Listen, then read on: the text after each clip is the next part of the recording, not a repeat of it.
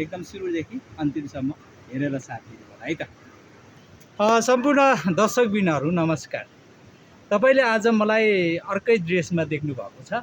म टोपी लगाएको छु। मेरो साथमा यो तपाईँ यो बोर्लाको जुन भाङ्गोको तपाईँले गाडा देख्नुहुन्छ। त्यसपछि आएर यहाँ तपाईँले यो चोली देख्नुभयो, त्यसपछि यो छप्के देख्नुभयो, त्यसपछि खुकुरी पुटुका देख्नुभयो। र अर्को कुरा यो कसरी बन्छ भन्ने कुरा तपाईँलाई एकदमै हाम्रो यो ठाउँतिर यो गाउँतिर एकदमै यो चलन चल्तीमा छ। यो यसको बनाउने प्रक्रिया छ। सुरुको प्रक्रिया म तपाईँलाई देखाउन चाहन्छु। म तपाईँलाई एकैछिन यो आमाले काटिराख्नु भएको छ नि, यो चाहिँ यो धागो जुन यही हो, तपाईँ यो देखिराख्नु भएको छ, यसबाटै बन्ने हो होइन। यो बनाउनलाई निकै समय लाग्छ, टाइम लाग्छ, तर चाहिँ प्रक्रिया चाहिँ यो पहिला चाहिँ यसलाई चाहिँ निकालेर त्यसपछि कुटेर त्यसपछि आएर यस्तो धागो बनाएर बुनेर बल्ल चाहिँ यो बनाउन सकिन्छ। यो एकदमै महँगो पर्छ।